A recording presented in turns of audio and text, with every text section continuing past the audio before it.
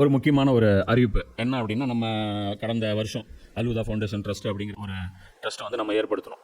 அந்த ட்ரஸ்ட்டின் வழியாக அல்லாஹ்வுடைய தீனுக்கு தக்குவியத் ஏற்படுத்தக்கூடிய செயல்கள், அது வந்து சில தாவா சென்டர்கள் உருவாக்குறதா இருக்கட்டும், சில தாய்க்களை உருவாக்குறதா இருக்கட்டும், சில புத்தகங்களை மொழிபெயர்க்கிறதா இருக்கட்டும், சிலருக்கு என்னென்ன ஃபெசிலிட்டி செஞ்சு கொடுத்தா அல்லாஹ்வுடைய தீனுக்கு பலம் ஏற்படுத்துமோ அதற்கான வகையில் நம்ம செலவு பண்ணக்கூடிய ஒரு வேலையை வந்து நம்ம இதை செஞ்சிட்ருக்கோம். இது வந்து ஜகாத்துடைய அமௌண்ட்டும் நீங்கள் கொடுக்கலாம்.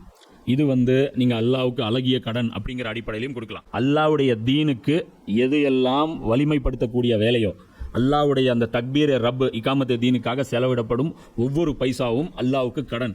ஏன்னா இது வந்து ரசூல் செய்ய வேண்டிய வேலை, அது நம்மளை செய்ய சொல்கிறான் அல்லாஹ்.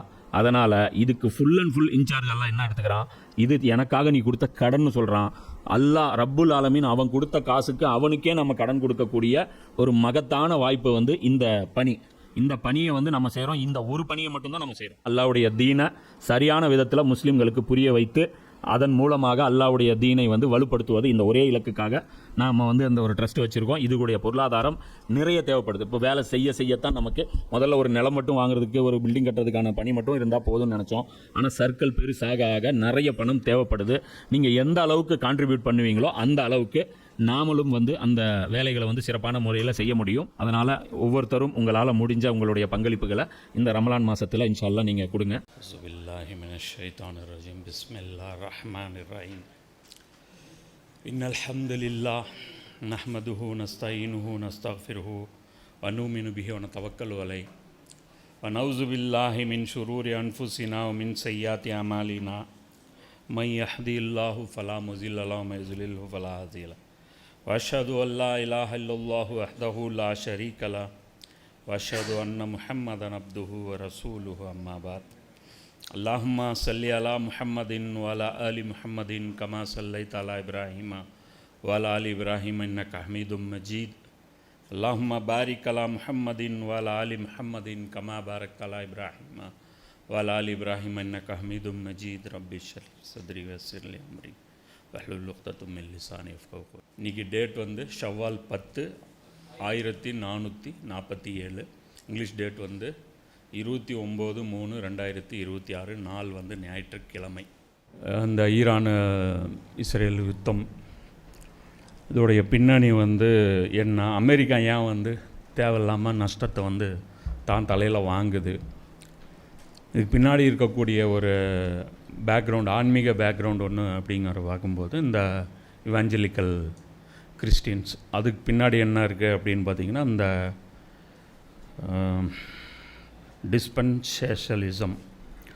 டிஸ்பென்ஷலிசம் அப்படிங்கிற இந்த ஒரு தத்துவத்தை வந்து அவங்க ஃபாலோ பண்ணுறாங்க. அது கிட்டத்தட்ட பார்த்திங்கன்னா இது ஒரே நேரத்தில் இந்த பர்த் எடுக்குது. அதாவது வஹாபிசம் வந்து இங்கே இஸ்லாத்தில் லான்ச் பண்ணுறாங்க, அதே நேரத்தில் இங்கே டிஸ்பென்ஷலிசம் வந்து இங்கே அந்த ஜைனிசம் வந்து கரெக்டாக ஜைனிசம் போட்ட குட்டி தான் வஹாபிசம்மு. அதுவே தான் ஜைனிசம் வந்து அங்கேயும் வந்து ஒரு இஸ்லாத்து அங்கே ஒரு குட்டி போடுது. அது நம்ம வெர்ஷன் ஒன்று இருக்குது இங்கே, அது ஒரு குட்டி போடுது. எல்லா ஜைனிசமும் இங்கே ஒன்றாகுது. அப்போ தான் வந்து தீக்காவும் வந்து எமர்ஜ் ஆகுது ஜைனிசம். அதுவும் ஜைனிசம் பக்கம்தான் நிற்கும். அது சும்மா வந்து பார்த்திங்கன்னா இப்படி காட்டும். அது திடீர்னு வந்து பார்த்திங்கன்னா இஸ்லாம் வந்து அது ஒரு ஐடியாலஜியாக இருக்கும். அதாவது மனிதாபிமானம் அது இது பேசிகிட்டு இருப்பாங்க. ஆனால் மார்க்கம் அப்படின்னு வரும்போது டக்குன்ட்டு வந்து அவங்க ஆப்போசிட் சைடு எடுத்துருவாங்க. இது வந்து அடிப்படைவாதம், அது இது லொட்டு லொசுக்குமா. ஒழுக்கம்னு வரும்போது அவங்க போயிடுவானுங்க. அவங்களுக்கு ஒழுக்க கேடு தான் வந்து அவங்களுக்கு வந்து விரும்புவாங்க. ஸோ இதுக்கு பின்னாடி ஒரு காரணம் வந்து பார்த்தோம். இப்போ இன்னொரு விஷயமும் நம்ம ஒரு சில விஷயம் கிளியர் பண்ணிக்கணும். என்ன அப்படின்னா, அவங்க என்ன நம்புகிறாங்க ஸ்ட்ராங்காக அப்படின்னா, பைபிள் படி அவங்களுக்கு வந்து கிரேட்டர் இஸ்ரேல், அதாவது ஒரு தானியாலுங்கிற ஒரு தீர்க்கதரிசி, அதை பற்றி அவர் வந்து என்ன சொல்கிறாருன்னா, அந்த டைமில் வந்து ஈசா நபியை பற்றி அவர் வந்து முன்னறிவிப்பு செய்கிறார். அவர் வருவார், அவர் வந்து இஸ்ரேலை மையமாக தலைமையகமாக கொண்டு இந்த உலகத்தை வந்து ஆட்சி பண்ணுவார் அப்படிங்கிற அந்த முன்னறிவிப்பு செய்கிறாங்க. ஸோ அந்த அறிவிப்பு வந்து பார்த்திங்கன்னா, அது பார்க்க போனால் அது வந்து இப்ராஹிம் அலைஹிஸ்ஸலாம் காலத்திலிருந்தே அந்த வாக்குறுதி, அதாவது இன்னும் உலகத்திற்கு இமாமாக ஆக்குகிறேன் அப்படின்னு வருதில்ல, அது வந்து அவங்க எப்படி பார்க்குறாங்க அப்படின்னா, அங்கே இருந்த இப்ராஹிம் நபியுடைய வாரிசு அப்படின்னு பார்க்குறாங்க. ஆனால் முஸ்லீம்கள் மேலே அவங்க பயங்கரமான வெஞ்சன்ஸ் வைக்கிறாங்க. நம்மளை அவங்க என்னவா பார்க்குறாங்க அப்படின்னா, நம்மளை வாரிசாக அவங்க பார்க்கல, நம்மளை வந்து நாஜாயிஸ் அவுலாதாக தான் பார்க்குறாங்க. அதனால் நம்மளை பொறுத்த வரைக்கும் அவங்க வந்து ஏன் மனுஷனாகவே பார்க்குறதில்ல அப்படிங்கிறதுக்கு சில காரணங்கள் இருக்குது. இப்போ உதாரணத்துக்கு எடுக்கும்போது இந்த ஆதி ஆகமில் 15வது அதிகாரத்தில் இப்ராஹிம் அலைஹிஸ்ஸலாம் அவங்களுக்கும் அல்லாவுக்கும் நடக்கக்கூடிய ஒரு கன்வர்சேஷனை இவங்க போட்டிருக்காங்க. அதில் அவங்க என்ன சொல்கிறாங்க அப்படின்னா, ஆபிரகாம் அஞ்சாதே, நான் உனக்கு கேடயமாக இருப்பேன், உனக்கு பெரும் கைமாறு கிடைக்கும், பெரும் கூலி உங்களுக்கு தருவேன் அப்படின்னு சொல்லிட்டு இப்ராஹிம் அலைஹிஸ்ஸலாமை பார்த்து அல்லாஹ் சொல்கிறான். அப்போது ஆபிரகாம் கேட்குற, என் தலைவராகிய ஆண்டவரே, எனக்கு என்ன தான் தருவீர், எனக்கோ குழந்தை இல்லை. அப்படி சொல்லிவிட்டு அவர் என்ன சொல்கிறார், எனக்கு பின் என் இல்லத்திற்கு உரிமை ஆக போகிறவர் இந்த தமஸ்கு நகரை சேர்ந்த எலியசர் தானா, அதோ அவருடைய அடிமை, இவர் தான் ஆவாரா அப்படின்னு கேட்கும். இப்போ நீர் எனக்கு குழந்தை ஒன்றும் தராததால் என் வீட்டு அடிமை மகன் எனக்கு பின் உரிமையாளன் ஆகப் போகிறான், எனக்கு தான் வாரிசு இல்லையே, அப்போது உன்னுடைய சந்ததியும் இமாமத் ஆக்குவேன் அப்படின்னா அப்போ யார் என்னுடைய அடிமை ஆவான் அப்படின்னு கேட்கும்போது அதுக்கு அல்லாஹ் சொல்கிறான், இவன் உனக்கு பின் உரிமையாளன் ஆக மாட்டான், ஆனால் உனக்கு பிறப்பவனே உனக்கு பின் உரிமையாளன் ஆவான், அப்படிலாம் இல்லை, உங்களுடைய நேரடி வாரிசே ஆவாங்க அப்படின்னு சொல்லிட்டு ஆபிரகாமுக்கு ஆண்டவரின் வாக்கு அருளப்பட்டது. அப்பொழுது ஆண்டவர் ஆபிரகாமை வெளியே அழைத்து வானத்தை நிமிர்ந்து பார், முடியுமானால் விண்மீன்களை எண்ணிப்பார், இவற்றைப் போலவே உன் வழி மரபினரும் இருப்பார். உம்மத்து அவ்வளோ பெருசாக இருப்பாங்க அப்படிங்கிறா. இன்றைக்கி எல்லோரும் இப்ராஹிம் நபியுடைய உம்மது தான், அதுதான் அல்லாஹ் சொல்கிறேன், இப்ராஹிமுடைய தீனை ஃபாலோ பண்ணுங்க அப்படின்னு சொல்கிறேன். இப்போ நம்ம எல்லோரும் ரசூல்லாவுடைய இந்த எம்எல்எம் மாதிரி அந்த செயினை எடுத்திங்கன்னா எல்லோரும் போய் எங்கே போய் சேருவோம், இப்ராஹிம் நபிக்கு தான் சேருவோம். ஸோ இது வந்து பார்த்திங்கன்னா ஆதி ஆகமில் 15:1-5 வரைக்கும்.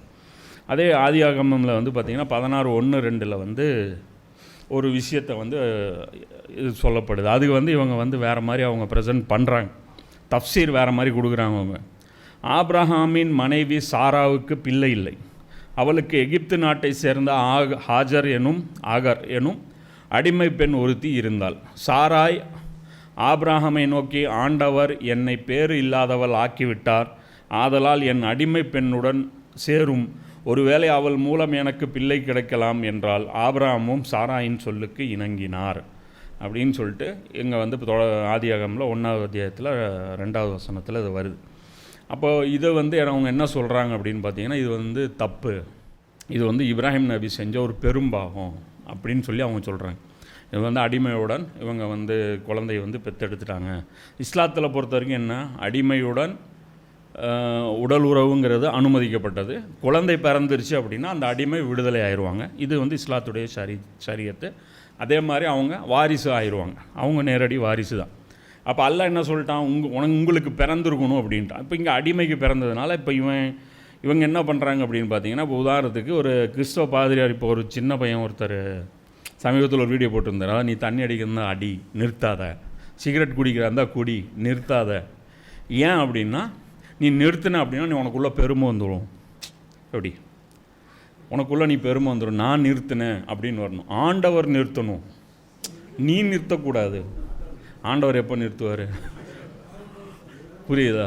அப்போ ஆண்டவர் நிறுத்தணும், நீ நிறுத்தினா உனக்குள்ளே பெருமை வந்துடும், அது அதை விட பெரிய பாவமாக போயிடும். ஸோ நீ அப்படி பண்ணக்கூடாது அப்படின்னு சொல்லி ஒரு விளக்கம் கொடுக்குற, அவர் கவுண்டர் விளக்கம் ஒருத்தர் கொடுக்குறார். அதில் அவர் என்ன சொல்கிறார் அப்படின்னா, பாவம்னா எது அப்படின்னா, நாமளாக ஆண்டவர் செய்யணும், நீயா முயற்சிக்கக்கூடாது அப்படிங்கிறது அப்படி பொருள் கிடையாது. இது வந்து அப்படி புரிஞ்சிக்கக்கூடாதுன்னு சொல்லிட்டு அவர் சரியான விளக்கம் சொல்லிவிட்டு பெரும்பாவத்துக்கு டெஃபினேஷனாக இதை வச்சுருக்காரு. அதாவது சுயமுயற்சியில் செய்வது ஆண்டவருக்கு பிடிக்காது அப்படிங்கிறது என்ன அப்படின்னா, நான் உனக்கு வாரிசு தருவேன்னு ஆண்டவர் சொல்லிட்டார்ல, அப்போ ஆபிரகாம் வந்து பொறுமையாக இருந்திருக்கணும். அவங்க ஏன் வந்து இன்னொரு மனைவி மூலமாக அவங்க ஏன் குழந்தைய வந்து இது பண்ணாங்க, அடிமை மூலமாக ஏன் வந்து அவங்க குழந்தைய வந்து விரும்பினாங்க, இதுதான் வந்து சுயமுயற்சி, இதுதான் கிறிஸ்தவத்தில் தடை செய்யப்பட்டதுங்கிறேன். அப்போ நம்மளை அவங்க என்னவா பார்க்குறாங்க, அதாவது இவங்க முஸ்லீம்களை வந்து விபச்சாரத்தில் பிறந்தவங்கன்னு நினைக்கிறாங்க, அதே யூதர்கள் ஈசா நபியை அப்படி நினைக்கிறாங்க, புரியுதா? அப்போ அவங்கள அப்படி நினைக்கிறாங்க, அவங்க நம்மளை அப்படி நினைக்கிறாங்க. அதனால் இவங்கள ஒரு ஆளாக பார்க்குறதில்ல, அவங்க நம்மளை ஒரு ஆளாக பார்க்குறதில்ல, புரியுதுங்களா? வஹாபிங்க அவங்களும் நம்மளை ஒரு ஆளாக பார்க்குறதில்ல. என்ன நம்மளை ஒரு முஸ்லீமாக அவங்க ஏற்றுக்கிறாங்களா, ஏற்றுக்கிறது இல்லை. நம்மளை மனுஷங்களாக யாரும் தான் ஏற்றுக்க மாட்டேங்கிறாங்க. சரியா? கடைசியாக விஜய் மாதிரி தனியாக சுயேட்சையாக நிற்க வேண்டியதாக இருக்குது. அப்போது இதில் வந்து பார்த்தீங்க அப்படின்னா, இவர் வந்து அல்லாஹ் வந்து இவருக்கு வந்து என்ன சொல்கிறான், அன்றே ஆண்டவர் ஆபிரகாமுடன் ஒரு உடன்படிக்கை செய்து எகிப்திலுள்ள ஆற்றிலிருந்து, எது நைல் நதி, யூப்ரத்தீஸ் பேராறு வரை உள்ள அந்த பகுதி ஆகியோர் வாழும், அந்த சில பேருடைய அந்த லிஸ்ட்டை போட்டு, ஆகியோர் வாழும் இந்நாட்டை உன் வலிமை மரபினருக்கு நான் வழங்குவேன் அப்படின்னு அவர் வந்து ஆண்டவர் சொல்கிறாரு. ஸோ இதுதான் அந்த வாக்களிக்கப்பட்ட பூமி, ப்ராமிஸ்டு லேண்டு. இது தான் அவங்க வந்து சொல்கிறாங்க, இது நாங்கள் அச்சீவ் பண்ணுவோம் அப்படின்னு சொல்லி சொல்கிறாங்க. இது வரைக்கும் யூதர்கள் இவ்வளோ பெரிய நிலப்பரப்பை ஆண்டது கிடையாது. அப்போ இது பைபிளில் இருக்கிற ஒரு முன்னறிவிப்பு, இது நடக்கணும், இப்ராஹிம் நபியுடைய வாரிசுக்கு இது கிடைக்கணும் அப்படிங்கிறது ஒரு இது. அதில் வருது, எகிப்து வருதுன்னா எகிப்து வருது, லெபனான் வருது, ஜோர்டான் வருது, சிரியா வருது, ஈராக்கு வருது, சவுதி அரேபியாவுடைய ஒரு பகுதி வருது, ஜெருசலம் ஃபுல்லாக வருது. இத்தனை நாடுகள் சேர்ந்தது தான் அது கிரேட்டர் இஸ்ரேல். அவங்க அந்த இஸ்ரேலில் வந்து அந்த சோல்ஜர்ஸுடைய அந்த பேட்சே பார்த்திங்கன்னா கிரேட்டர் இஸ்ரேல் மேப் தான் வச்சுருப்பாங்க. அவங்க அந்த நாட்டில் பார்லிமெண்ட்லேயும் பார்த்திங்கன்னா அந்த மேப் தான் வச்சுருப்பாங்க. இப்போ அட் ப்ரெசன்ட் இருக்கிற மேப்பு இஸ்ரேலு ஒத்துக்கிறதில்ல. அதனால தான் எந்த ஒப்பந்தத்துக்கும் அவங்க வரவே மாட்டாங்க. ஏன்னா வந்தால் எக்ஸ்பேன்ஷன் நீங்கள் வந்து நிறுத்த வேண்டும். அது நிறுத்துவதற்கு இவங்க ஒத்துக்க மாட்டாங்க. அதனால் இன்றைக்கி இல்லை, அந்த கிரேட்டர் இஸ்ரேல் என்றைக்கு நடக்குதோ அதுக்கப்புறம் ஒப்பந்தம் கூப்பிட்டிங்கன்னா வருவாங்க. இதுக்கப்புறம் சண்டை போடக்கூடாதும்பாங்க. ஏன்னா இன்னும் அவங்க திருட வேண்டியது இருக்குது நிறைய. ஸோ அது வரைக்கும் இவங்க என்ன பண்ணுவாங்க, இவங்க வந்து நிறுத்தவே மாட்டாங்க. ஸோ இது வந்து நம்ம இதிலிருந்து புரிஞ்சுக்கணும். இப்போ இந்த போர் ஏன் நடக்குது, இப்போ இந்த போர் நடக்கிறதுக்கு காரணம் வந்து இதுதான். அப்போ இந்த காரணம் முடிகிற வரைக்கும் இவங்க வந்து இதில் வந்து நிறுத்த மாட்டாங்க. சரி, இப்போது இந்த அடிப்படையில் இவங்களுக்கு வந்து இது வாக்களிக்கப்பட்ட பூமியாக இவங்க நினைக்கிறாங்க. இதை பற்றி குரான் ஏதாவது சொல்லுதா அப்படின்னா குரானும் சொல்லுது. இது வந்து இவங்களுக்கு ஒரு ட்ராப்பு தான். சரியா? அப்போது அல்லாஹ் வந்து என்ன சொல்கிறான் அப்படின்னா, இவங்க வந்து யாஜூஜ் மாஜூஜ்னு யாரை சொல்கிறாங்க, ரஷ்யாவையும் ஈரானையும் சொல்கிறாங்க. அல்லாஹ் வந்து என்ன சொல்கிறான் அப்படின்னா, யாஜூஜ் மாஜூஜுக்கு டெஃபினேஷனே மாற்றுறான். அந்த பண்பு யார்கிட்ட அந்த ஃபசாது செய்யக்கூடிய பண்பு இருக்கோ அவன் எல்லாம் யாஜூஜ் மாஜூஜ். இதுதான் அல்லாஹ்வுடைய சுன்னத். எப்படின்னா, நீ இப்ராஹிம் நபிக்கு பிறந்தியா, நீ வந்து மூசா அலைஹிஸ்ஸலாம் பிறந்தியா, நீ முகமது ரசூலுல்லாஹ்க்கு பிறந்தியா, அதெல்லாம் கிடையாது. செயல்கள் மட்டும்தான் கவனத்தில் கொள்ளப்படும், பிறப்பு கவனத்தில் கொள்ளப்படாது. ஆனால் இப்லீஸுடைய ஃபிலாசபி என்னன்னா, பிறப்பு கவனத்தில் கொள்ளப்படும், செயல்கள் கவனத்தில் கொள்ளப்படாது. இதுதான் இன்றைக்கி முஸ்லீம்களுடைய ஃபிலாசபி, கிறிஸ்தவர்களுடைய ஃபிலாசபி, யூதர்களுடைய ஃபிலாசபி. எல்லாம் இன்றைக்கி உலகம் எல்லாமே வந்து பார்த்திங்கன்னா இந்த இப்லீஸுடைய அந்த ஃபிலாசபி படி தான் இவங்க வந்து வாழ்கிறாங்க. இப்போ இதில் வந்து எங்கே இந்த வாக்குறுதி இங்கே தொடங்குது அப்படின்னு பார்த்தீங்கன்னா, பனி இஸ்ராயலில் அல்லாஹ் சொல்கிறான், இறுதியில் மூசாவையும் இஸ்ரேலின் வழித்தோன்றல்களையும் அந்த பூமியில் அடியோடு வெளியேற்றிட வேண்டும் என்று ஃபிரௌன் எண்ணியிருந்தான். ஆயினும் நாம் அவனையும் அவனுடைய ஆட்களையும் கூண்டோடு மூழ்கடித்தோம். மேலும் அவனுக்கு பின்னர் இஸ்ராயலின் வழித்தோன்றல்களிடம் கூறினோம். இப்போ இந்த வசனம் வந்து எனக்கு ரொம்ப நாளாக இது புரியாமல் இருந்துச்சு. இந்த ஆயத்தில் மூசா நபியையும் இஸ்ராயல் வழித்தோன்றல்களையும் ஃபிரௌன் வெளியேற்றணும் அப்படின்னு எண்ணியிருந்தான் அப்படின்னு குரான் சொல்லுது. ஆனால் பிரச்சனையே அதுதானே, வெளியே போகக்கூடாதுங்கிறது தானே பிரச்சனையே அப்படின்னு பார்க்கும்போது, அது இது வந்து அந்த டைமில் என்ன நடந்துருக்குது ஆக்சுவலாக இப்போ ஆர்ஆஃப் தஃப்சீர் இப்போ பண்ணியிருக்கும்போது அதில் எடுத்து டீப்பாக பார்க்கும்போது அதில் எல்லாமே அதில் விளக்கமாக இருக்குது. என்ன நடந்திருக்குதுன்னா, இவங்க வர்றது மூசா அலைஹிஸ்ஸலாம் என்னத்து சொல்கிறாங்க, நீ பனி இஸ்ராயலை அனுப்புங்கிறாங்க. நீ அனுப்பணும், நான் கூட்டிகிட்டு போகிறதில்ல, நீயா உன் கையில் பர்மிஷன் கொடுத்து எனக்கு அனுப்பணும். இது நான் மூசா அலைஹிஸ்ஸலாமுடைய மிஷன். இது எப்படி இன்கம்ப்ளீட் ஆகும்? ஆகாது. ஏன்னா ரசூலுடைய மிஷனு கம்ப்ளீட் ஆகும். ஸோ அங்கே நடக்கக்கூடிய அந்த பேட்டலில் ஒவ்வொரு பிரச்சனையும் இவங்க வந்து ஏற்படுத்துகிற அந்த இடைஞ்சல்கள், இந்த தவளை, இந்த ரத்தம், இது எல்லாம் வந்து அவனால் வந்து ஆட்சி செய்ய முடியாத நிலைமைக்கு வந்து கடைசியாக என்ன ஆகிடுதுன்னா, அவனுடைய மகனே வந்து மரணப்படுக்கையில் போகிற அளவுக்கு வந்து அந்த அல்லாவுடைய அந்த பிடி வந்து அவனை பிடிச்சிருது. அப்போ அவன் என்ன பண்ணுறான், ரிலீஸ் பண்ணி விட்றான், போயிருங்கன்ட்டு. போனதுக்கப்புறம் அவனுக்கு இன்னொரு தாட் வருது, இவன் பாட்டுக்கு ரிலீஸ் ஆகி போகிறானே, இப்படி போனால் என்னை ஊருக்குள்ளே எவன் மதிப்பான், இப்படி போயிட்டா என் கையிலேருந்து இவங்க வெளியே போயிட்டா நாளைக்கு நான் எந்த மூஞ்சி வச்சு இங்கே ஆட்சி பண்ணுறேன், எனக்கு கொத்தடிமைன்னு ஒரு இல்லாமல் எப்படி நாங்கள் இருப்போம், அப்போ இவங்களை முடிச்சு விட்டுறலாம் அப்படின்னு தான் அவன் ரெண்டாவது பின்தொடர்ந்து கிளம்புறான். ஏன்னா தெரியாமல் போகிறதுக்கு இது 2 பேருடைய பயணம் கிடையாது. அபூபக்கர் ரலியல்லாஹு அன்ஹு ரசூலுல்லாஹ் மட்டும் கிளம்பி போனது கிட்டத்தட்ட 6 லட்சம் பேர் கிளம்பி போகிறாங்க. 6,00,000 பேர் பேக்கிங்லாம் பண்ணிட்டு கிளம்பி போகிற வரைக்கும் ஃபிரோனுக்கு ஒன்றும் தெரிலன்னா அவன் ஆக தத்தி.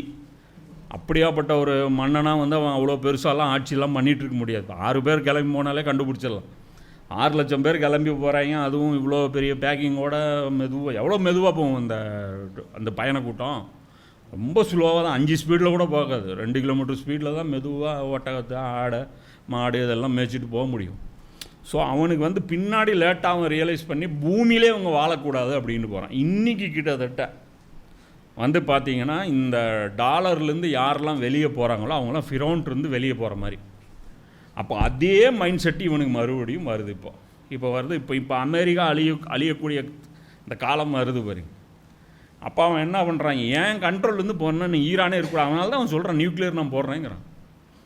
நான் வந்து போட்டு டெமாலிஷ் பண்ணி விட்றேன், தேவையில்லை எனக்கு, இல்லைன்னா நீ யாருக்குமே இல்லை, எனக்கு கிடைக்காது யாருக்குமே கிடைக்கக்கூடாது. இந்த கான்செப்ட் இவன் என்னைக்கு வரானோ அப்போ அல்லாவுடைய இந்த கரெக்டாக அல்லாஹ் குறித்த அந்த இடத்துல நீ வந்து நிற்கிறேன்னு அர்த்தம். இப்போ ஸ்னைப்பருடைய அல்லாவுடைய அந்த லொக்கேஷனில் நீ கரெக்டாக வந்து நிற்கிற. அப்போது அல்லாஹ் சொல்கிறான், அவனுக்கு பின்னர் இஸ்ராயலின் வழித்தோன்றல்களிடம் கூறினோம், உங்களை காலி பண்ணன்னு நினச்சான், நான் அவங்கள முடிச்சு விட்டேன். அதாவது உங்களை அழிக்கணும்னு நினச்சவன் அழிஞ்சு போயிட்டான். இப்போ நீங்கள் தான் பூமியில் சர்வை பண்ணுறீங்க. யார் வீக்குன்னு நினச்சாங்களோ அவங்கள நான் இருக்க வச்சேன், யார் ஸ்ட்ராங்குன்னு பயந்து வல்லரசுன்னு நினச்சாங்களோ அவனை நான் காலி பண்ணி விட்டேன். அப்போ அல்லாஹ் சொல்கிறான், நீங்கள் பூமியில் குடியிருங்க, மறுமை பற்றி வாக்களிக்கப்பட்ட ஒரு காலம் வரும், நாம் உங்கள் அனைவரையும் ஒன்று திரட்டி கொண்டு வருவோம் அப்படின்னு அல்லாஹ் சொல்கிறான். இப்போ இந்த இடத்துல வந்து உங்கள் வந்து இந்த ஜீனா பிகும் லஃபீஃபா இது நிறைய விளக்கம் நம்ம இந்த யாஜூஜ் மஜூஜ் சப்ஜெக்டில் சொல்லியிருப்போம். அதாவது இந்த பனி இஸ்ராயல்கள் உலகம் முழுவதும் பரவி பல கலாச்சாரங்கள் அவங்க கலந்து, பல மதங்கள் அவங்களோட கலந்து, மொழிகள் கலந்து, இனங்கள் கலந்து, சில யூதர்கள் இந்தியர்களா, சில யூதர்கள் பாகிஸ்தானியர்களா, சில யூதர்கள் வெள்ளைக்காரர்களா, சில யூதர்கள் நீக்ரோக்களா, சில யூதர்கள் வந்து அரபியர்களா, இப்படி மாறி நிற்கிற யூதர்கள் கூட்டத்தை ஒன்று திரட்டுறதுக்கு தான் இந்த லஃபீஃப். அதுதான் வந்து அந்த பலதரப்பட்ட கலரில் இருக்கக்கூடிய அந்த பார்த்திங்கன்னா ஒரு மல்டி கலர் செக்குடு ஷர்ட்டு வந்து எப்படி ஒவ்வொரு நூலும் வந்து வேறு கலரில் இருக்குது ஒவ்வொரு இடத்துல வருதோ அந்த பொசிஷனை வந்து இந்த ஆயத்து வந்து குறிக்கும். அப்போ அதை வந்து அல்லாஹ் சொல்கிறான், இது நான் வந்து உங்களை அசம்பிள் பண்ணுவேங்கிறேன். அப்போ இந்த அசம்பிளிங்கு பொறுத்த வரைக்கும் அல்லாஹ் என்ன சொல்கிறான், இந்த குரான் நாம் சத்தியத்துடனேயே இறக்கியுள்ளோம், இது சத்தியத்துடன் தான் இறங்கியுள்ளது, மேலும் நபியை நாம் உம்மை நற்செய்தி அறிவிப்பதற்காகவும் எச்சரிக்கை செய்வதற்காகவும் அன்றி வேறு எதற்காகவும் அனுப்பவில்லை. இப்போ இது வந்து பனி இஸ்ராயலில் நமக்கு தெரியும். குரானுடைய பேட்டர்ன் என்ன அப்படின்னா, ஸ்டார்டிங் எந்த ஆயத்தில் ஆகுதோ அது அந்த சூறாவுடைய எண்டிங்கும் அதே சப்ஜெக்டில் முடியும். ஸ்டார்டிங்கில் என்ன ஆகுதோ அதிலே தான் முடியும். அப்போ ஸ்டார்டிங்கில் இது பார்த்திங்கன்னா பூமியில் நீங்கள் ஃபசாது பண்ணுவீங்கன்னு தொடங்கும் இந்த பனி இஸ்ராயல் சூறா.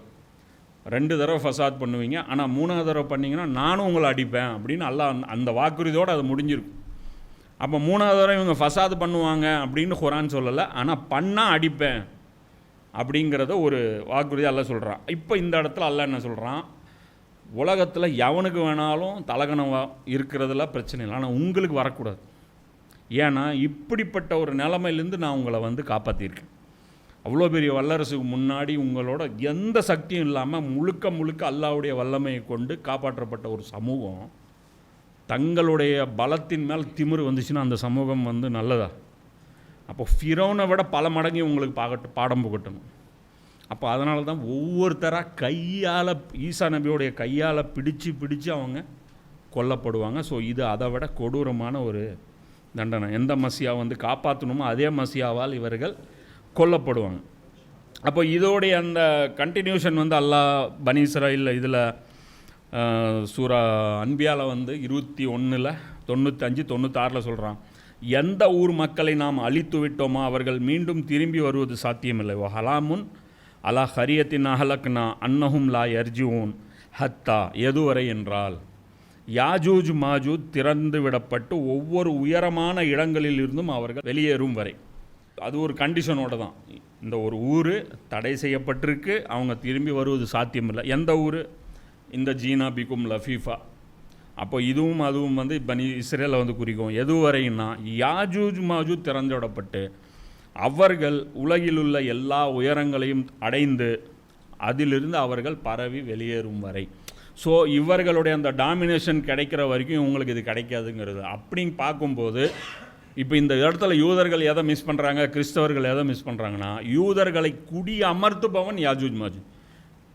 புரியுதா? யூதர்களுடன் சண்டை போடுபவன் வந்து யாஜூஜ் மாஜூஜ் கிடையாது. யூதர்களுக்கு ஃபேவராக இருக்கிறவன் தான் யாஜூஜ் மாஜூஜ். குரான் இப்படி சொல்லுது.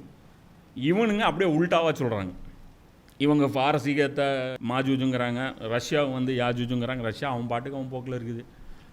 என்ன இப்போ இவங்க பாட்டுக்கு இவங்க போக்கில் இருக்காங்க. இவங்க எந்த நாட்டையாவது இவங்க போய் அடக்குமுறை பண்ணியிருக்காங்களா? ஈரானு அவங்க பாட்டுக்கு ஈராக் கூட ஈரானு மேலே அட்டாக் பண்ணிச்சு. அதுவும் இவங்க அமெரிக்காவுக்கு சொல்லி தான் சதாம் ஹுசேன் அட்டாக் பண்ணுறாரு 80s. அப்போ வந்து பார்த்திங்கன்னா இவங்க யாருமே இது வரைக்கும் எந்த வம்பு தும்புக்கு இவங்க போனதே கிடையாது. இப்போ இவங்க வந்து குற்றச்சாட்டு சொல்லி இப்போ இதை வந்து அவங்க பண்ணுறாங்க. அப்படிங்கும்போது இப்போ இது நடந்துருச்சு. இப்போ யாஜூஜ் மாஜூஜ் திறந்து விடப்பட்டாங்க. அவங்க வந்து இது பண்ணிட்டாங்க. அப்போ இப்போ நடந்துட்டுருக்கிற சண்டை எதுக்கான சண்டை அப்படின்னு பார்க்கும்போது, இப்போ 4 விஷயங்கள் வந்து இவங்களுக்கு வந்து நடக்கணும். இப்போ இந்த பைபிளுடைய அந்த ப்ராஃபஸி படி முதல் விஷயம், யூதர்கள் மீது இருக்கக்கூடிய அந்த பாலஸ்தீனுக்குள்ளே குடியமரக்கூடிய இருக்கக்கூடிய தடை நீங்கணும். 2வது, தடை நீங்கினா போதுமா, மக்கள் வந்து அங்கே அசம்பிள் ஆகணும். 3வது, அசம்பிள் ஆனால் போதுமா, அது ஒரு நாடுன்னு உலகம் ஒத்துக்கணும். 4வது, அந்த நாட்டின் மூலம் மொத்த உலகமும் ஆளப்பட வேண்டும். இந்த 4 விஷயங்கள் நடந்துச்சுன்னா ஈசா அலைஹிஸ்ஸலாம் வந்துடுவாங்க. எப்ஸ்டீன் ஃபைல்ஸில் வந்து நிறைய மெயிலில் வந்து பார்த்திங்கன்னா உத்தரவுகள்லாம் வருது. அதில் வந்து அவங்க என்ன சொல்கிறாங்கன்னா, பாஸுங்கிறாங்க. பாஸுனா யார்? அது தஜ்ஜாலு தான் குறிக்கும் அப்படிங்கிறது இஸ்லாமிய அறிஞர்கள் சொல்கிறாங்க. பிக் பாஸ்ன்னு அவங்களே ஒத்த கண்ணு போட்டு அவங்க என்ன காட்டுறாங்க? தஜ்ஜால் தான் காட்டுறாங்க. புரியுதா? ரொம்ப மொக்க கிரிஞ்சு விளக்கமாக தெரியும். ஆனால் என்ன விஷயம், நம்மளையெல்லாம் இப்ளீஸ் இப்படி தான் வீழ்த்துறான். புரியுதா? நீங்கள் எது ரொம்ப அற்பம்னு நினைக்கிறீங்களோ, பிறவி சிறப்பு அது கூடாதுங்கிறான். நம்மகிட்ட எதில் பிறவி சிறப்பு இருக்குது நீங்களே சொல்லுங்கள். அப்போ நம்ம யாரை ஃபாலோ பண்ணிருக்கிறோம் நீங்களே சொல்லுங்கள். இப்ளீஸ் வந்து அதே மொக்க இதுதான், ட்ராப்பு தான். பெரிய வந்து அப்படியே பயங்கரமாக ஒரு அறிஞர் குழு கமிட்டியை நியமித்து இதை வந்து டீகோடு பண்ணி லேப்லலாம் டெஸ்ட் பண்ணி அதெல்லாம் ஒன்றுமே கிடையாது. சும்மா அப்படி பேப்பரை பார்த்து தூக்கி போடுற மாதிரியான விஷயத்தில் தான் அவன் வீழ்த்தணும். அப்போது இவங்க வந்து என்ன பண்ணுறாங்க, பாஸ் வந்து ஆர்டர் கொடுக்குறாருன்னு சொல்லிட்டு அதில் சொல்கிறான். ஸோ அந்த ஆர்டர்ஸ்லாம் எங்கேருந்து வருது, யார் அந்த பாஸு அப்படின்னு பார்க்கும்போது அது வந்து தஜ்ஜால் இருக்கலாம் அப்படிங்கிறது சொல்லப்படுது. இதில் இன்னொரு விஷயம் என்ன அப்படின்னா, அப்போ இந்த விஷயத்தை யார் செய்கிறாங்களோ அவங்க மெஸ்ஸாயா. இப்போ இதுவும் வந்து ஒரு உல்டாவான மேட்ரு. இப்போ உதாரணத்துக்கு எப்படி அப்படின்னா, மெஸ்ஸாயா இஸ்ரேலை வந்து ஒரு மேம்பட்ட ஒரு நாடாக உருவாக்கி உலகத்தையே அதன் மூலமாக ஆளக்கூடிய ஒரு கண்ணியமான நீதியை கொண்டு நிலைநிறுத்தக்கூடிய ஒரு ஆட்சியை வந்து ஏற்படுத்தி தருவாருங்கிறது பைபிள் சொல்லக்கூடியது. இவங்க எப்படி பண்ணிட்டாங்க, யார் ஆட்சி உருவாக்கி தரானோ அவன் மெஸ்ஸாயான்ட்டாங்க. ரூல்ஸ் அண்ட் ரெகுலேஷன் அல்லாட்ட ஒரு மதிப்பு இல்லைன்னு காமிச்சிட்டாங்க. அதை விட அவங்க எதை மெயின் பண்ணுறாங்க, இப்ராஹிம் நபி விஷயத்தில் கூட பிளட்டு, பிறப்பு, இப்ராஹிமுக்கு பிறந்திருக்கணும், அதுவும் மனைவிக்கு பிறந்திருக்கணும். அடிமைக்கு பிறந்தால் கூட அந்த ரிலேஷன்ஷிப் கூட வந்து எங்கள் தகுதி எங்கள் ஸ்டேட்டஸை வந்து அவங்க வந்து அடைய முடியாது அப்படிங்கிறது இவங்களுடைய அந்த விஷயம்.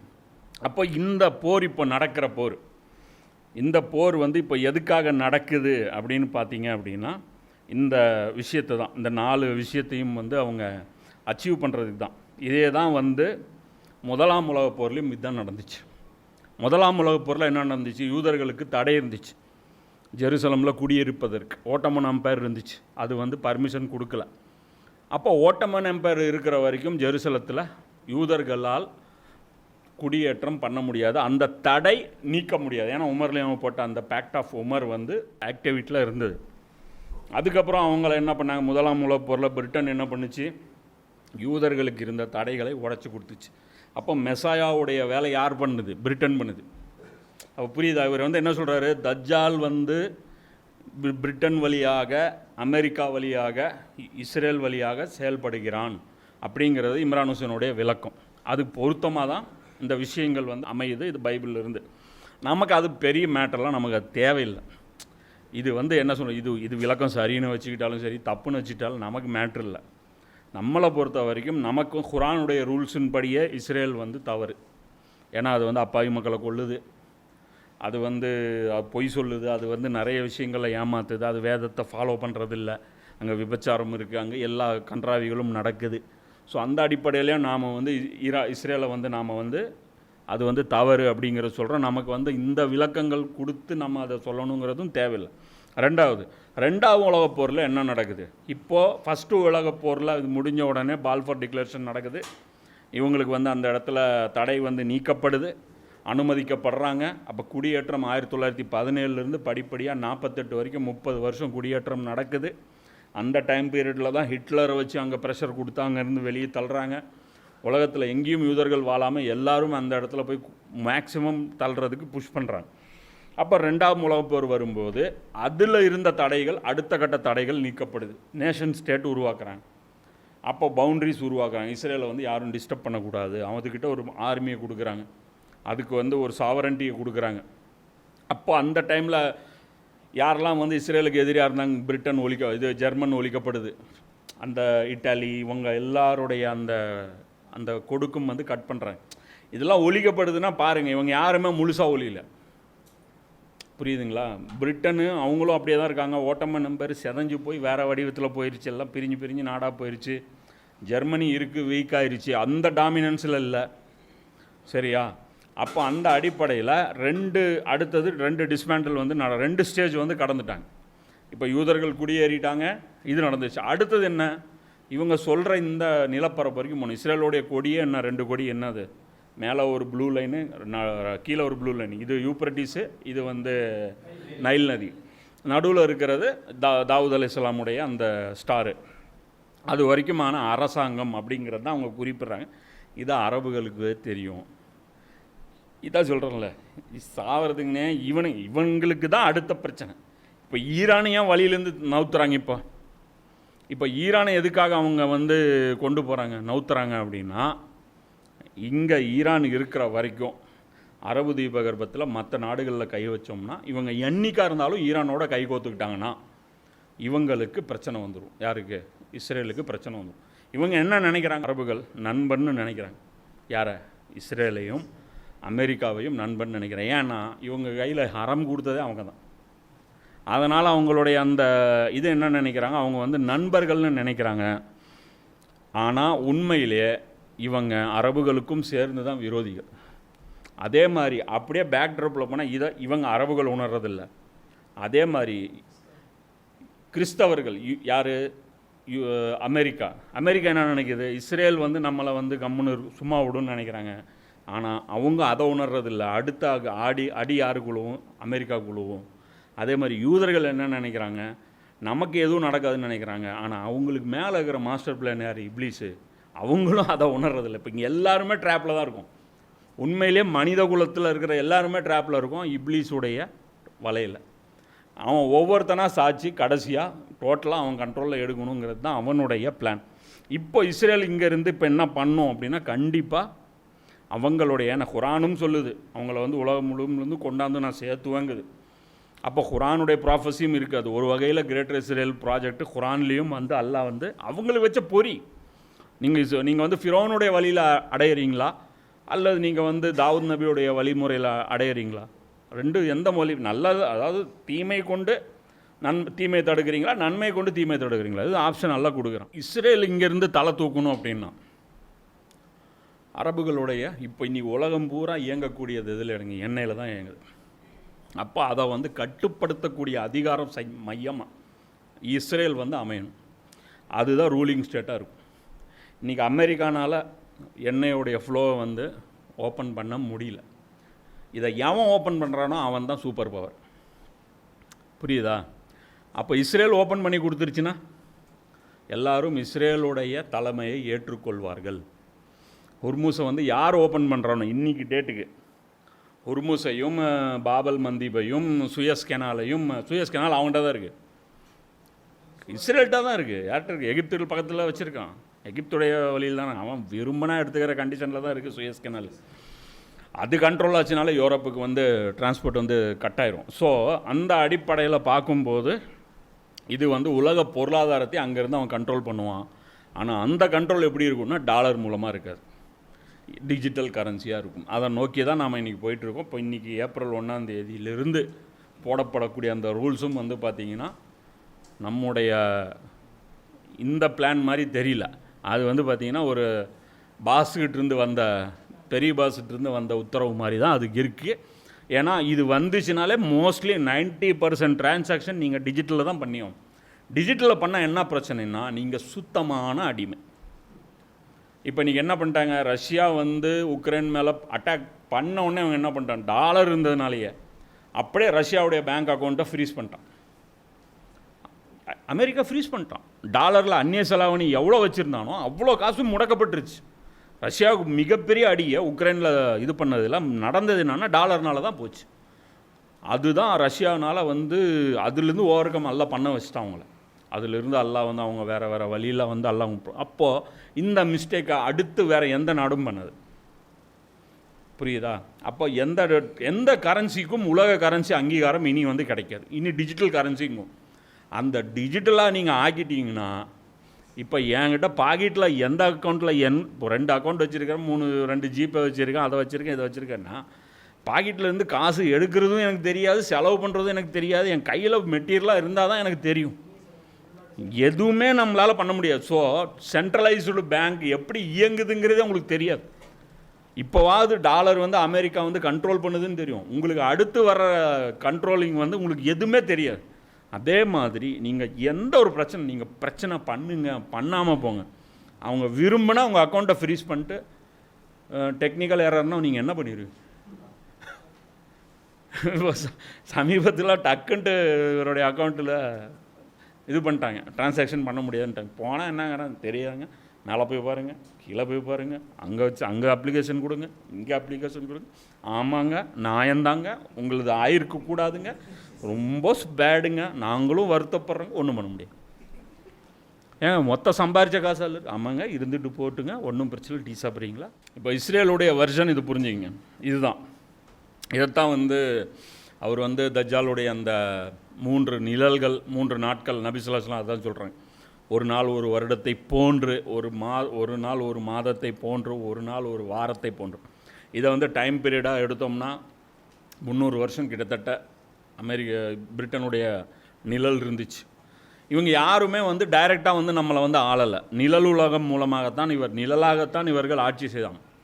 அவங்க வந்து பிரிட்டனுடைய கரன்சி வேர்ல்டு பூரா வந்து ட்ரேடிங் வந்து பண்ணிச்சு. அதுக்கு அடுத்தது அமெரிக்கன் கரன்சி, இது வேர்ல்டு பூரா ட்ரேடிங் முடிவு பண்ணிச்சு. இனி அடுத்தது டிஜிட்டல் கரன்சி வேர்ல்டு பூரா ட்ரேடிங் வந்து முடிவு பண்ணும். இது வந்து 3 காலகட்டம். இந்த 3 காலகட்டம் கம்ப்ளீட் ஆயிடுச்சுன்னா அதில் 2 விஷயம் பேரலாக நடக்கணும். ஒன்று, கரன்சி வந்து டாலர் கொலாப்ஸ் ஆகணும். அதை கண் கூட பார்க்குறோம், பயங்கரமான டெஃபிசிட்டில் போயிட்டுருக்கோம்.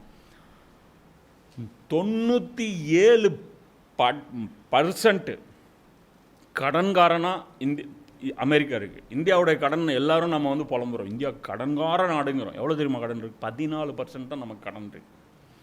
நம்முடைய அந்த டெஃபிசிட்டுன்னு போடுறாங்க. அந்த ஒரு சார்ட்டு சமீபத்தில் ஒரு பொருளாதார இதில் வந்து போட்டிருந்தாங்க. அதில் பார்த்தா 14% தான் இந்தியாட்ட கடன் இருக்குது. 97%, 97 கூட இல்லை, 100க்கு மேலே இருந்தது. 100% வந்து இவங்ககிட்ட கடன் இருக்குது. உலகத்திலேயே ஒரு நாடு பிச்சைக்கார நாடுன்னா அது அமெரிக்கா தான். அது மட்டும் கடனை கொடுத்துச்சுன்னா திவாலாயிரும். இந்தியானால் கடன் கொடுத்துட்டு எந்திரிச்சு நிற்க முடியும், அமெரிக்கானால் எந்திரிச்சு நிற்கவே முடியாது.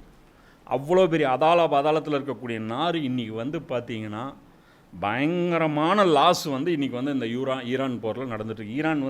ஈரான் என்ன பண்ணுன்னு அவங்களுக்கு தெரியும். யாருக்கு? இஸ்ரேலுக்கு நல்லா தெரியும். அதனால தான் இழுத்து விட்டான், எப்ஸ்டீன் ஃபைல்ஸ் மூலமாக இழுத்து விட்டான். யாரை? ட்ரம்ப்பை. வாடமௌனை இல்லைன்னா ரிலீஸ் பண்ணுறேன். கரெக்டாக அதுக்கு முன்னாடி தான் ரிலீஸ் பண்ணேன். 2019 கிடக்குது அது ஸ்டோரேஜில். ஜஸ்டிஸ் டிபார்ட்மெண்ட் வந்து திடீர்னு முழிச்சிக்குது 2025 முழிச்சிக்கிட்டு கரெக்டாக ட்ரம்ப் சம்மந்தப்பட்ட ஃபைல் மட்டும் எடுத்து போட்டு மற்றதெல்லாம் பிளாக்கு. அதெல்லாம் யார்? இது தகுதியற்றவர்களை தான் உலகம் பூரா தலைவர்களாக நியமித்துறாங்க. தகுதி இருக்கக்கூடாது, பெரும்பாவியாக இருக்கணும், கல் மனசாக இருக்கணும். அதை ப்ரூவ் பண்ணுற இடம் தான் எப்ஸ்டீன். அங்கே தான் டெஸ்ட்டு வைக்கிறாங்க. எங்கே அந்த குழந்தைய கொல்லு பார்ப்போம், மனசே வராதுங்க. பண்ணுறா மனசாட்சி சாகிறதுக்கு ப்ராக்டிஸ் தராங்க. அங்கே மனசாட்சியை கொல்லும் பயிற்சி கூடம் அது. அந்த இடத்துல அதை பண்ணி பண்ணி பண்ணி பண்ணி பண்ணி அது வந்து பார்த்திங்கன்னா செத்துரும் அந்த பிணம். அந்த மாதிரி ஆக்கி வந்து அவங்கள என்ன பண்ணாங்க, இப்போ அமெரிக்காவை வந்து கொண்டு வந்து இப்போ உள்ளே தள்ளியிருக்காங்க. இந்த அமெரிக்காவை பொறுத்த வரைக்கும் இது சூசைடிகள் அட்டம்ப்ட்டு. இது வந்து எல்லா பொருளாதார வல்லுநர்களும் சொல்கிறாங்க, ஒரு பைசா பிரயோஜனம் கிடையாது. இப்போ கூட ட்ரம்ப் சொல்லிட்டு தான் இருக்கு, எனக்கும் உர்முஸுக்கும் என்னப்பா சம்பந்தம், அப்போ எதுக்குடா சண்டை போடுற? அப்போ அவன் சொல்கிறாரு, என்ன சொல்கிறான், ஹுர்முசு திறந்தா சண்டை நின்றும். சரி, நீ சண்டை போட்டி அதுக்கு முன்னாடி திறந்து தான் இருந்துச்சு. சேண்டா நல்லா தானே போயிட்டு இருந்துச்சு, அதை மூட வச்சது நீ. இப்போ திறந்து விட்டா சண்டை நின்றுங்கிற. அப்போ இது ஒரு பிரச்சனையே கிடையாது உனக்கு. அப்போ என்ன தான் உனக்கு பிரச்சனை? அப்போ ஹுர்முஸுக்கும் எனக்கும் உண்மையிலே அமெரிக்காவுக்கு என்ன ஒரு சொட்டு போகாத இடம் எதுனா ஹுர்முஸ் தான். அந்த பக்கமாக அவனுக்கு போகிறதே கிடையாது, அவன் வேறு பக்கமாக வாங்கிக்கிறான். புரியுதா? அதெல்லாம் போதாத குறை வெனிசுலா இப்போ அதிபரே தூக்கிட்டு வந்து வச்சாச்சு. சரியா? அப்போது இந்த இடத்துல வந்து இப்போ பார்த்தீங்கன்னா இப்போ இஸ்ரேல்கிட்ட பார்த்தீங்கன்னா எல்லா கண்ட்ரோல் போயிடும், கேஸு, ஆயிலு, யூரியா. அப்போது ரசூல்லாவுடைய அந்த ஹதீஸ் வந்துருப்பாங்க, தஜ்ஜாலை ஏற்றுக்கிறவங்களுக்கு தான் சாப்பாடு கிடைக்கும், ஏன்னா நிலம் விளைய வைக்காதுன்னு நாங்களா நபி ஸல்லல்லாஹு அலைஹி வஸல்லம். தஜ்ஜால் இப்படிமா விளையும், தூவி விட்டால் விளையும், தூவலைன்னா விளையாது. அப்போ தஜ்ஜால் கையில் தான் டோட்டல் உலகமும் போய் சரண்டர் ஆக போகுது. அப்போது இது வந்து படிப்படியாக இது வந்து கண்டிப்பாக இது நடந்தே தீரும். இப்போது அடுத்தது இதில் இன்னொரு வெர்ஷன் இருக்குது, இது வந்து இஸ்ரேலோடைய வெர்ஷன். இப்போ நம்ம தலையெழுத்து இருக்குல்ல, அப்போது இதில் வந்து இந்த நாடுகளில் என்ன ஆகும், இஸ்ரேல் ஈரான் என்ன ஆகும், இவங்களுடைய கதியெல்லாம் என்ன ஆகும் அப்படின்னு பார்க்கும்போது இதுலேயும் சில அப்டேட்ஸ் இருக்குது. ஸோ அதனால் இது வந்து மறுபடியும் ஒரு சில விஷயங்கள் நான் கிளியர் பண்ணிடுறேன். என்ன அப்படின்னா, இந்த ஏற்கனவே நம்ம பார்த்த ஹதீஸ் அபுதாவுதில் 4294 மல்ஹமா பற்றி, பைத்துல் முகத்தஸின் எழுச்சி எஸ்ரிபின் வீழ்ச்சிக்கான நேரமாகும். எஸ்ரிபின் வீழ்ச்சிக்கு பிறகு மல்ஹமா ஏற்படும். மல்ஹமாவிற்கு பின் குஸ்துன்துனியாவின் வெற்றி நடக்கும். குஸ்துன்துனியாவின் வெற்றிக்கு பின் தஜ்ஜாலின் வெளிப்படுதல் நடக்கும். அப்போ இந்த 4 விஷயம், இந்த டைம்லைன் இது இந்த ஹதீஸ் பொறுத்த வரைக்கும் இதுதான் ஆர்டர், சீக்வன்ஸ் எல்லாம் மாறாது. முதல் விஷயம் பைத்துல் முகத்தஸுடைய எழுச்சி. இது வந்து பார்த்தீங்கன்னா 1917 வந்து அதோடைய தொடக்கம். அதோடைய பீக் எதுன்னா 2017. 2017 என்ன பண்ணால் இஸ்ரேலுடைய தலைநகரமாக இதை டிக்ளேர் பண்ணாங்க, ஜெருசலத்தை டிக்ளேர் பண்ணாங்க. புரியுங்களா? அப்போது இதுடைய அது 100 வருஷம் எடுத்தது இதோடைய அந்த பீக்கு வந்து கிளைமேக்ஸை டச் பண்ணுறது. அப்போ இன்னும் அதை வந்து நீங்கள் இன்னும் டெவலப் பண்ணிங்கன்னா அதோடைய கிரேட்டர் இஸ்ரேல், ஜெருசலத்துடைய அந்த தலைநகரம், இந்த இஸ்ரேலுக்கு அது தலைநகரம், டெல் அவீவுக்கு அது தலைநகரமா? கிரேட்டர் இஸ்ரேலுடைய தலைநகரம் தான் பலஸ்தீன். சரியா? ஜெருசலம் வந்து கிரேட்டர் இஸ்ரேலுடைய தலைநகரம். அது வந்து இப்போ இருக்கிற அந்த டெல் அவீவு, இந்த ஹைஃபா, அதுடைய தலைநகரம் அது கிடையாது. அதோட தலைநகரம் இப்போ இருக்கிற டெல் அவீவ் தான். அப்போ அந்த அடிப்படையில் அது வந்து கிரேட்டர் இஸ்ரேலுடைய அந்த பீக் வந்து நடக்கும். ரெண்டாவது எஸ்ரிபுடைய வீழ்ச்சி. எஸ்ரிபுடைய வீழ்ச்சி வந்து இன்னும் வந்து டவுன்ஃபால் இன்னும் போகும். எந்த அளவுக்குன்னா அது வந்து வெறிச்சோடி போகிற அளவுக்கு. எஸ்ரீபுடைய வீழ்ச்சிக்கு அப்புறம் மல்ஹமா ஸ்டார்ட் ஆகும். ஸோ மல்ஹமா எங்கே ட்ரிகர் ஆகுங்கிறது யாருக்குமே இது வரைக்கும் தெரியாது. மல்ஹமாங்கிறது நியூக்ளியர் வார், அது வந்து துகான் ப்ளஸ்ஸு அது ரிலேட்டடு. இதோடைய ஸ்டார்டிங்னு வேணால் இது சொல்லிக்கலாம். எது இப்போ நடக்கிற வார் மல்ஹமாங்கிறது அது வந்து அது ரெண்டு எந்த சக்திகள் மோத போகுது, அது வந்து ரஷ்யா வர்சஸ் வெறும் நேட்டோவாக இருக்க போகுதா, அல்லது மஹதி அலைஹிஸ்ஸலாம் அவங்களுடைய தலைமையில் வரக்கூடிய அந்த இதுவாக இருக்குதா அப்படிங்கிறது தெரியாது. ஆனால் இந்த எஸ்ரிபின் வீழ்ச்சிங்கிறது இப்போ தொடங்கிருச்சு. இப்போ வந்து எடுத்திங்கன்னா இப்போ இனி வந்து சவுதி அரேபியா வந்து தலை தூக்காது. இனி வந்து அவங்களுக்கு வந்து ரைசிங் வந்து மேலே வந்து இன்றைக்கி வந்து அவங்க போகாது. அவங்களுடைய அந்த ஃப்யூச்சர் ப்ராஜெக்ட்ஸ்லாம் இருக்குது பாருங்க, எப்படி போகும். இப்போது அதில் எடுத்திங்கன்னா இப்போது இனிமே வந்து இவங்களுடைய அந்த விஷயம்லாம் நடக்காது. அப்போ அந்த அடிப்படையில் பார்க்கும்போது இப்போ நீங்கள் இந்த ஹதீஸ் எடுத்துக்கங்க, இந்த மல்ஹமாவுடைய அந்த எஸ்ரிபுடைய அந்த வீழ்ச்சிக்கு ஒரு ட்ரிகர் உண்டு. நபி ஸல்லல்லாஹு அலைஹி வஸல்லம் வந்து ஒரு அங்கே இன்னொரு டைம்லைன் வந்து சொல்கிறாங்க. அப்போ அந்த ஏற்கனவே நம்ம ஒரு ஹதீஸ் சொல்லியிருந்தோம், அந்த துஹைமா, அந்த சர்ரா அப்படிங்கிற அந்த ஃபித்னா அபுதாவுதில் 4622வது ஹதீஸ். அப்போ அந்த ஹதீஸில் வந்து இந்த ஸ்டேஜஸ் வந்து நபி ஸல்லல்லாஹு அலைஹி வஸல்லம் சொல்கிறாங்க பாருங்கள். அல்லாஹ்வின் தூதரே, அஹலாஸ் என்னும் குழப்பம் என்ன அப்படின்னு கேட்கும்போது அது வந்து போர் ஆகும் அப்படிங்கிறாங்க. பிறகு சர்ரா, அது வந்து செழிப்பு எனும் குழப்பம் அப்படின்றாங்க.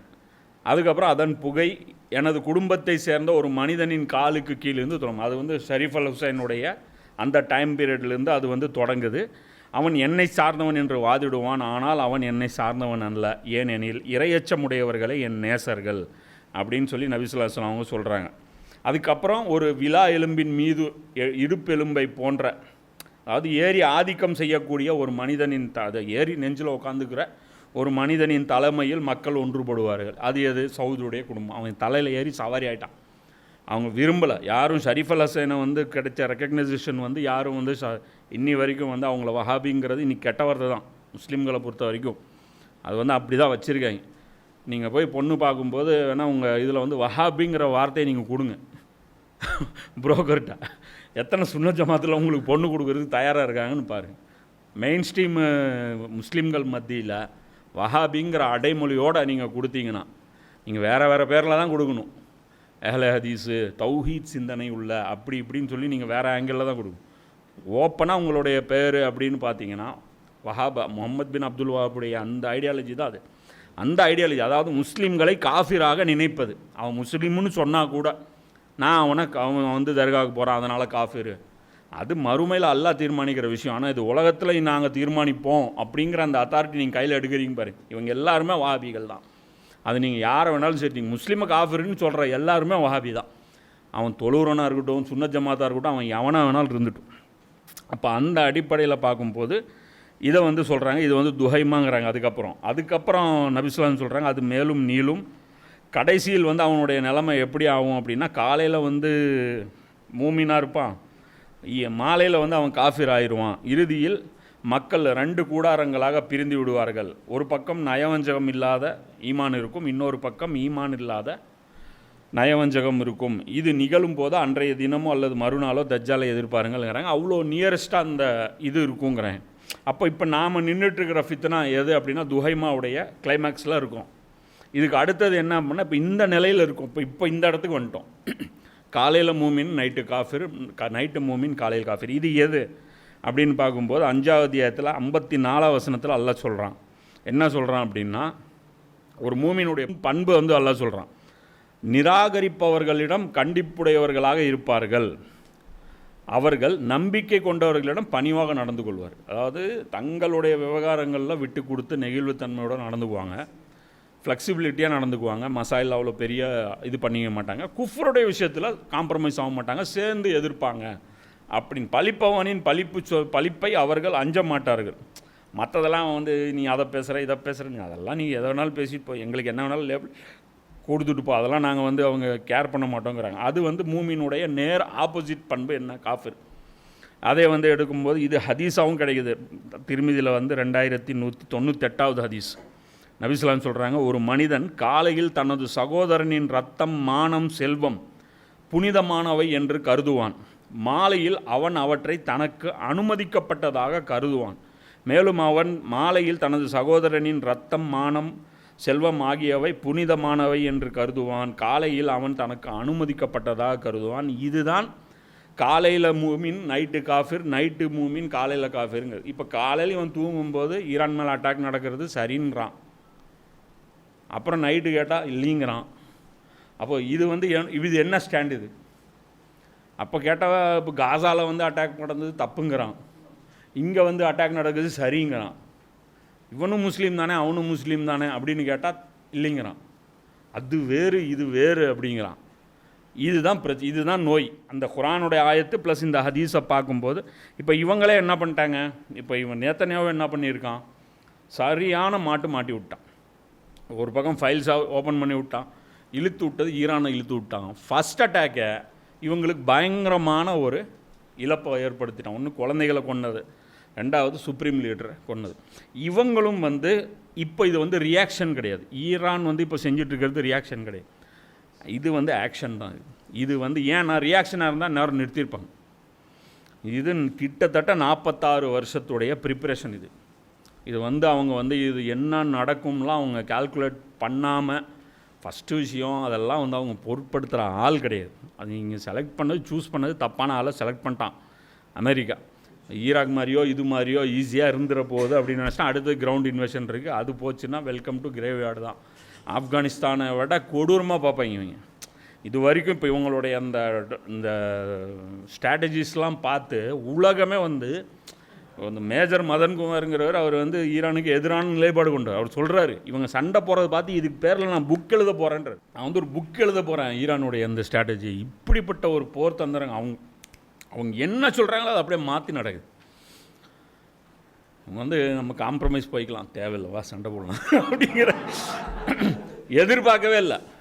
நான் உங்களை அடிச்சிட்டேன், அடுத்தது அவன் ஏர் டிஃபென்ஸ் எல்லாம் வச்சுட்டு இருக்கும்போது பிரச்சனை அங்கே இல்லை, ஹுர்முஸ் முடியாச்சு அப்படின்னு.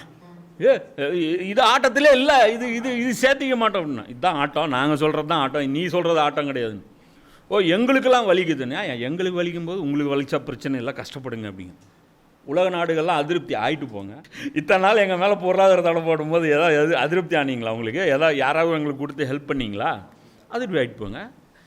கஷ்டமாக இருக்குதுப்பா, ஊது அடுப்புது என்ன போய் நாங்கள் கஷ்டப்படுறோம், இங்கே குழந்தைங்கள்லாம் சாகலை. இப்போ என்ன பண்ணிட்டேன் எந்த இதை வந்து அப்போ அமெரிக்கா வந்து கேவலப்பட்டு அசிங்கப்பட்டு போகணும். இது வந்து ஃபிரோனே அவன் கையில் அனுப்பி வைக்கிறது பனி இஸ்ரேலில். ஐயோ வேணாம்ப்பா கூட்டிகிட்டு போப்பா முதல்ல, அந்த கண்டிஷன் நீ வா, இல்லைன்னா நீ வராது, சண்டைக்கு சாவு, நாங்கள் சாகணும். எங்களுக்கு வேலையே என்ன? ஹுசைன் அலைஹிஸ்ஸலாம் அங்கே வெயிட் பண்ணிட்டுருக்காருப்பா, நாங்கள் போய் அவங்கள மீட் பண்ண போகிறோம். எங்கள் லீடரும் அப்படின்னா இவரே வந்து அப்படி தான் பண்ணியிருக்கார். வெள்ளிக்கிழமை வந்து சைனீஸ் இன்டெலிஜென்ஸ் வந்து அவங்களுக்கு கொடுத்துட்டாங்க இன்ஃபர்மேஷன் ஃபுல்லாக, பின் பாயிண்ட்டு லொக்கேஷன் கொடுத்துட்டாங்க. ஃப்ளைட்ஸ் அங்கேருந்து கிளம்பும் போதே சொல்லிட்டாங்க, கிளம்பிட்டாங்க, அட்டாக் நடக்க போகுது, இந்த இடத்துல இருக்காதீங்க, இதை நோக்கி தான் வந்துட்டு இருக்குது ஃப்ளைட்ஸுன்னு சொல்லிட்டு அவங்க வந்து கொடுத்துட்டாங்க. இன்டெலிஜென்ஸ் கொடுத்ததுக்கப்புறம் தான் ஃபேமிலியை கூப்பிட்டு வந்து உக்காந்துருக்காரு. நான் மட்டும் சாகக்கூடாது, குடும்பத்தோடு சாகணும். அப்போ தான் இவங்களுக்கு ஒரு உணர்வு வரும். யாருக்கு? இந்த மறுபடியும் அந்த கர்பலா 2.0 அதோடைய அந்த ஃபீல் வந்து வரும் அப்படிங்கிறதுக்காக ஃபேமிலி கூப்பிட்டு வந்து உட்காரச்சு. அப்போ ப்ரைம் மினிஸ்டரையும் கூப்பிட்டு கேட்டிருக்காரு, நீங்கள் போங்க, நீங்கள் இருக்க, அவர் இருக்கிறேன்னு இருக்கார். யார்? ஈரானுடைய ப்ரைம் மினிஸ்டர், அவர் பெசஸ்கியான், அவரும் இருந்துக்கிறேன்றார். வெளில வேண்டாம், நீங்கள் போங்க, நான் மட்டும் இருக்கிறேன் போதும். அப்போ கரெக்டாக தான் அவனுக்கு அறிவு இல்லாமல் அடிச்சிருக்கான். இப்போ முழிக்கிறான், எப்படி சண்டை நடக்குது ஒன்றும் புரியல.